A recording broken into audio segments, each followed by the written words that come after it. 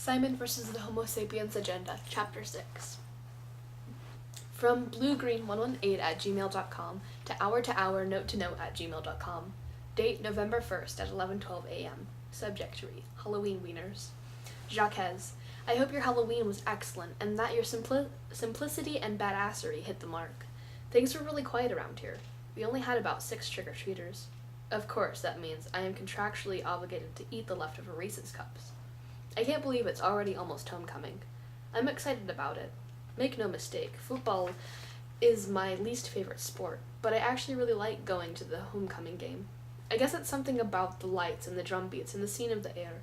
Fall air always smells like possibility. Or maybe I just like ogling at the cheerleaders. You know me. Are you doing anything interesting this weekend? We're supposed to have suck nice weather. Excuse me, dick nice weather. Smiley face. Blue. From hour note-to-note@gmail.com to bluegreen118@gmail.com. Date November 1st at 5:30 p.m. Subject, Reese's are better than sex. Very funny, Blue. Very funny. Anyway, I'm sorry you got stuck at home last night for only 6 trick-or-treaters. What a waste. Next year, couldn't you just stick the bowl on the porch with a note telling kids to take 2? Granted, the kids in my neighborhood would have taken candy by the fistful while cackling with villainous laughter, and they probably would have peed on the note for good measure. But maybe the kids in your neighborhood are more civilized.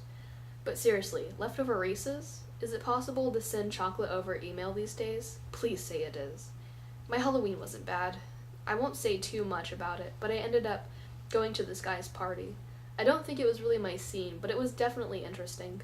I guess it was nice to step out of my comfort zone. Wait, I didn't just ruin my chance of convincing you I'm hardcore party ninja, right? So I keep thinking about the idea of secret identities. Do you ever feel locked into yourself? I'm not sure if I'm making sense here.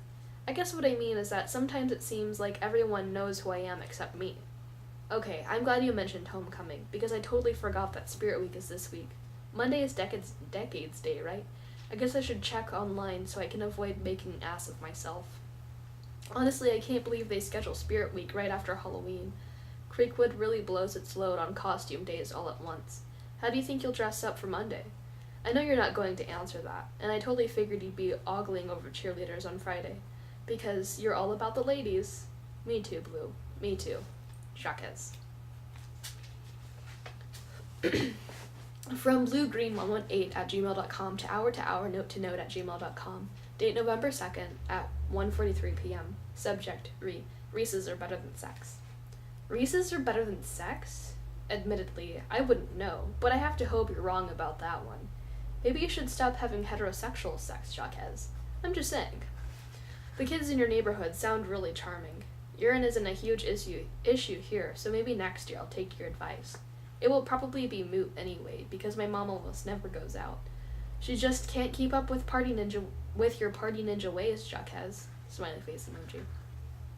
I completely understand what you mean in feeling locked into yourself.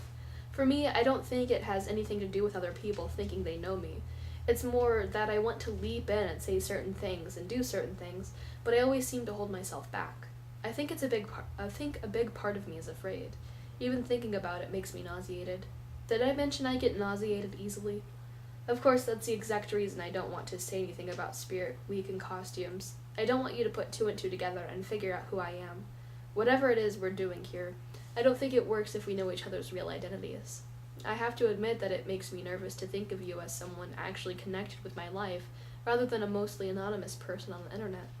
Obviously, some of the things I've told you about myself are things I've never talked about with anyone. I don't know, Jacques.